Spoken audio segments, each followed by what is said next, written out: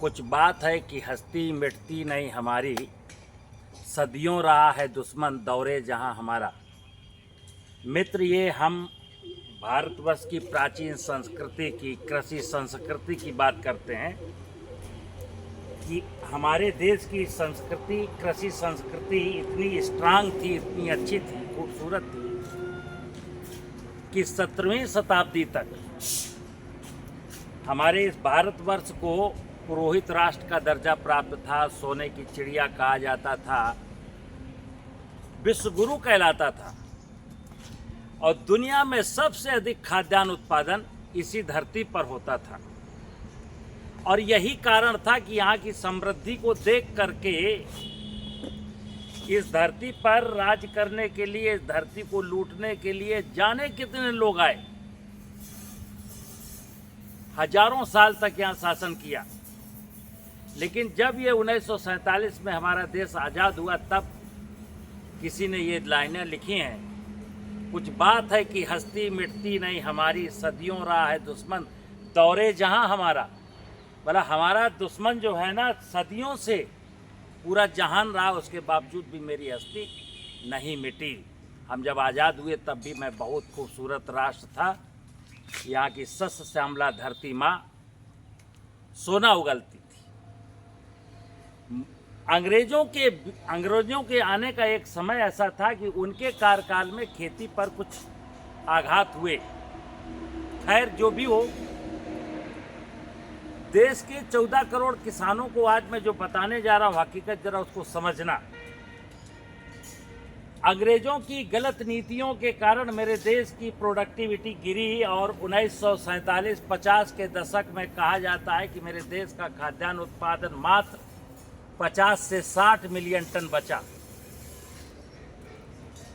अब आबादी की जो उस समय हमारे देश की जो 34-35 करोड़ आबादी थी, उसको भरपेट भोजन खिलाने के लिए और जो हमारी कृषि में जो गिरावट आई थी, उसको ठीक करने के लिए 1960 के दशक में एक हरित क्रांति आई। हालांकि लाल बहादुर शास्त्री जी का नारा था कि मैं देश में खाद्यान्न उत्पादन बढ़ाना है, और वैज्ञानिकों को, नीतियों को, सबको आह्वान किया कि कुछ करो। यही वो वक्त था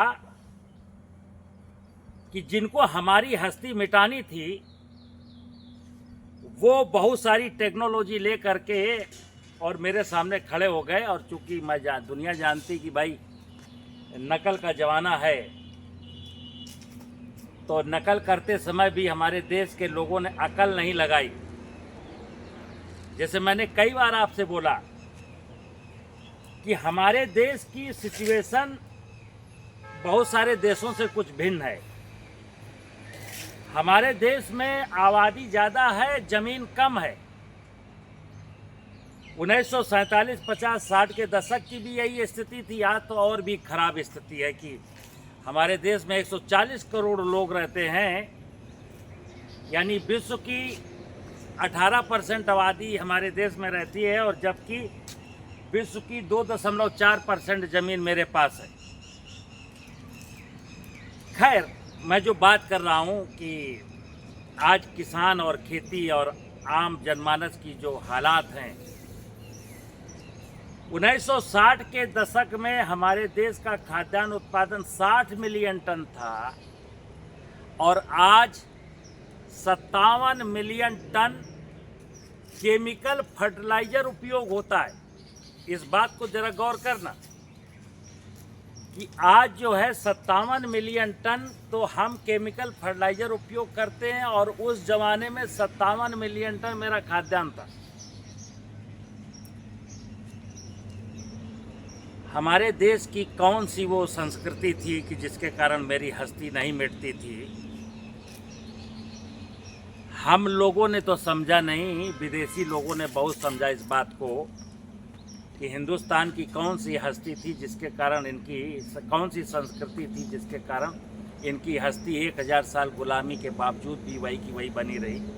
मैं आपको अब यहाँ लाकर बताता हूँ कि जैसे आज प्राकृतिक खेती की बात होती है, आज देश का किसान तड़प रहा है, देश की ज़मीन रो रही है, देश की बायोडाइवर्सिटी ख़त्म हो गई है, हालात बहुत बदतर है। तो फसलों का उत्पादन बढ़ाना है तो रासायनिक उर्वरकों का प्रयोग करना है, कितनी मात्रा में करना है किसी को कुछ पता नहीं। और रासायनिक उर्वरकों का प्रयोग बढ़ते बढ़ते बढ़ते बढ़ते आज मैंने बोला 57 मिलियन टन रासायनिक उर्वरक हम प्रयोग करते हैं। खाद्यान्न उत्पादन हमारा 60 मिलियन टन से बढ़कर के 350 मिलियन टन के करीब है। फिर मैंने अब और ये जो रासायनिक उर्वरक का वॉल्यूम है ये 4 लाख करोड़ का है। 2.5 लाख करोड़ तो गवर्नमेंट केवल सब्सिडी देती है इस रासायनिक उर्वरक पर। इसके बाद फसल सुरक्षा के नाम पर खरपतवारनाशी रसायन, फफूंदनाशी रसायन और कीटनाशी रसायन, फसल सुरक्षा के नाम पर हम करीब 4 लाख करोड़ रुपए का पेस्टिसाइड उपयोग करते हैं।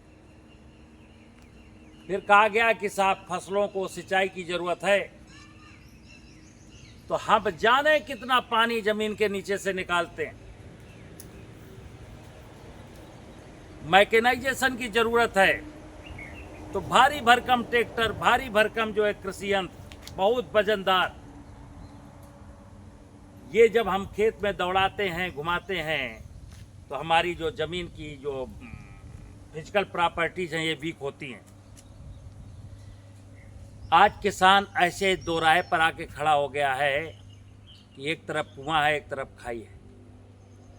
लेकिन हमको इस मुसीबत से लड़ना है और हमको जंग जीतनी है। हमको खेती को फिर से उन्नत खेती, मध्यम बान, निश्चित चाकरी, भीख निदान, कि हमारे देश का किसान फिर हंसे, मुस्कुराए और खेती को इतना निकृष्ट व्यवसाय का दर्जा ना मिले जितना निकृष्ट व्यवसाय का दर्जा मिल चुका है।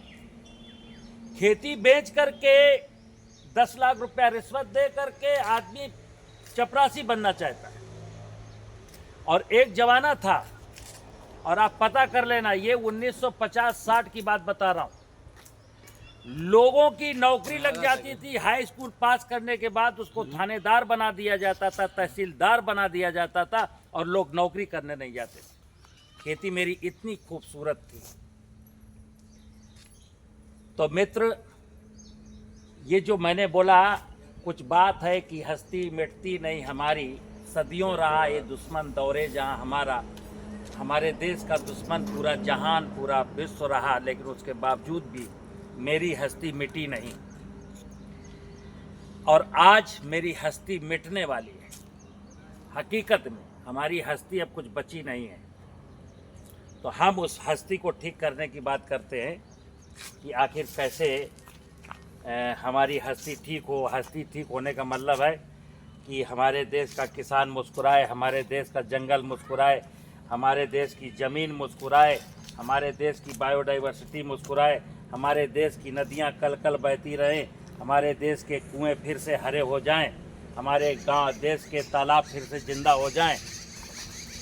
ऐसा कुछ अगर प्रयास हम इस दौर में नहीं करेंगे, हमारी नीति निर्माता, हमारे ब्यूरोक्रेट, टेक्नोक्रेट, पूरी मशीनरी, आम जनमानस अगर इस दिशा में नहीं सोच रहा है, तो मैं दावे के साथ कहता हूं मेरी हस्ती मिट चुकी, अब मेरी हस्ती जिंदा नहीं है। पानी सूख गया, जाने देश के जाने कितने एरिया में पानी का संकट है, और जहां पानी का संकट नहीं है वहां कैंसर का संकट है,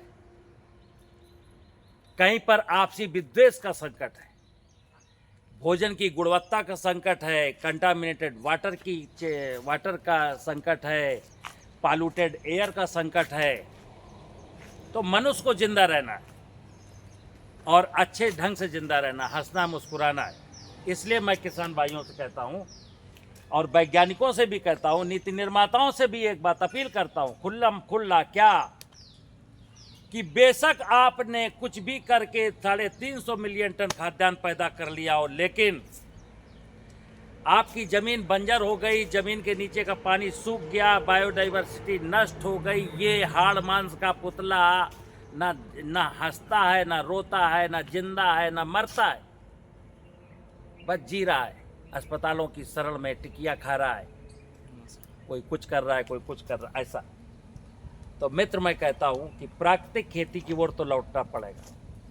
और लालच, फिर बता दूँ, लालच तो मुझे करना ही नहीं है, क्योंकि जब खेती का विषय आता है, जो वो दुआ मैंने बोला, कुछ बात है कि हस्ती मिटती नहीं हमारी, तो हमारी हस्ती इसलिए नहीं मिटती थी कि मैं भगवान की पूजा करता था।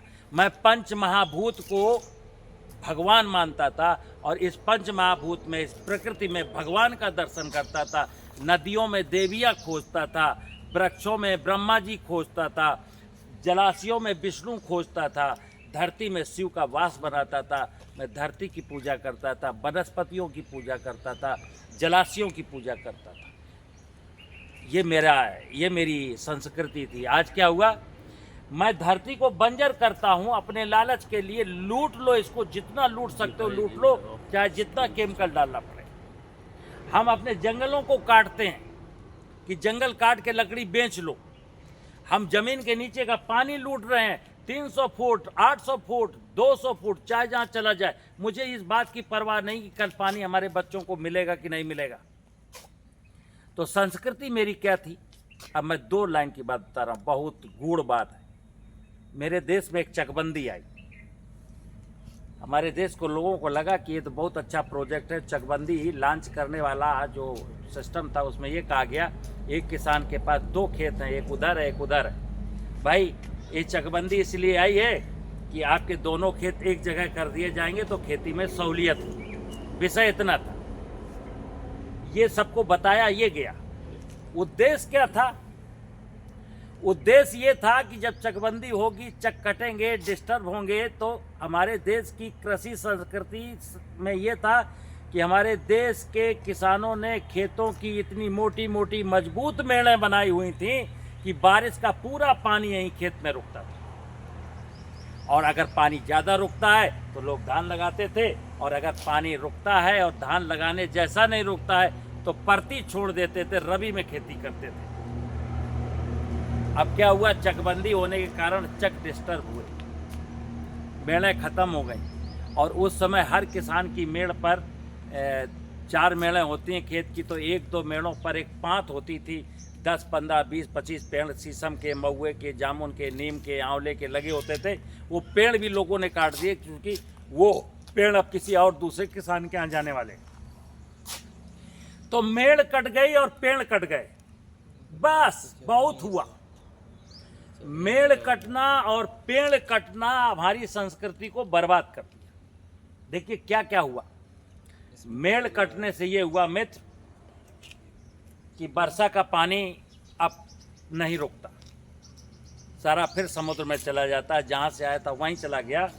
और इधर क्या हुआ, वैज्ञानिकों ने कहा नगदी फसलों की खेती करना, धान उगाना, गन्ना उगाना, आलू उगाना, गेहूं उगाना, ये खेती शुरू कर दी। उसके लिए हुआ कि पानी कहाँ से लाएंगे, तो प्रारंभ में नहरें आई, उसके बाद नहरों से काम नहीं किया गया तो बोरिंग आई, समरसेबिल आए, और हम पानी लूटते रहे। भूगर्भ जल स्तर नीचे जाता रहा। बारिश का पानी ही भूगर्भ जल स्तर को मेंटेन करेगा, लेकिन मेड़ बनाने की, पानी को रोकने की कोई कवायद नहीं है। दूसरा क्या हुआ, पेड़ कट गए तो बारिश कम होने लगी। दूसरा, पेड़ कट जाने के कारण जो हमारी ज़मीन में जो बायोलॉजिकल प्रॉपर्टी, पेड़ों की कैनोपी के नीचे बहुत सारे जीव जंतु, सूक्ष्म जीव जिंदा रहते हैं, क्योंकि अप्रैल मई जून की गर्मी में नंगी सॉइल में मरते हैं, लेकिन पेड़ों के नीचे जिंदा रहते हैं। अब वो पेड़ कट गए तो ज़मीन में जो रहने वाले सूक्ष्म जीव जंतु थे वो सारे नष्ट हो गए गर्मी में। तभी तो आज जीवामृत की बात हो रही, अन्यथा जीवामृत की क्या जरूरत है। तो हमारी ज़मीन की बायोलॉजिकल प्रॉपर्टी चकबंदी से नष्ट हुई, हमारे देश का पानी चकबंदी से नष्ट हुआ, हमारे देश की बायोडाइवर्सिटी, जब जंगल नहीं हुआ, पेड़ नहीं हुआ, तो चिड़ियाँ, जानते हो आप, पशु पक्षी कम हो जाएंगे, तो पक्षी भी इसी से कम हुए। तो मैं प्राकृतिक खेती में 2 ही चीज़ जब कहता हूँ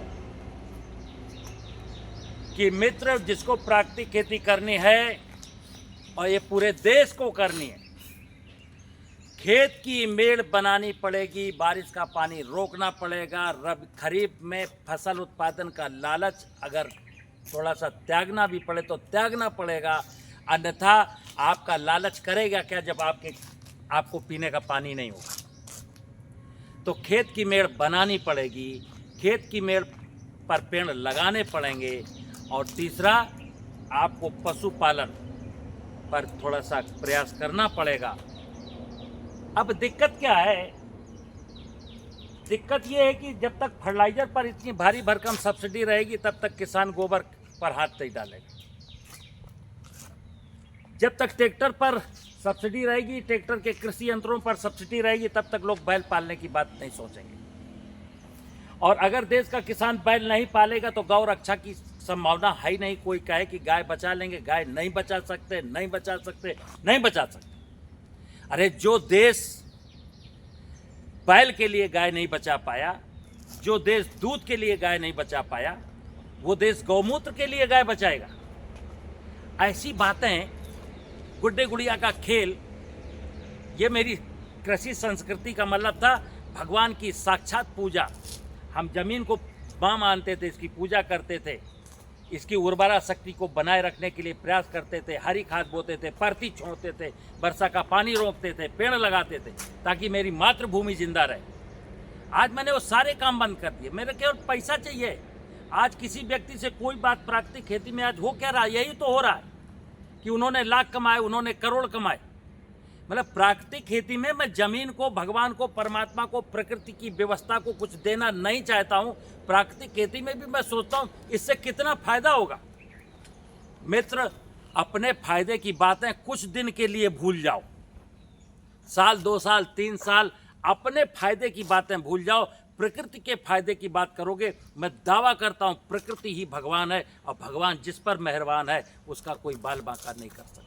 और अगर हम भगवान को लूटते रहे आधुनिक खेती के नाम पर, तो फिर मैं बता दूं कोई बचाने वाला भी नहीं है। नमस्कार।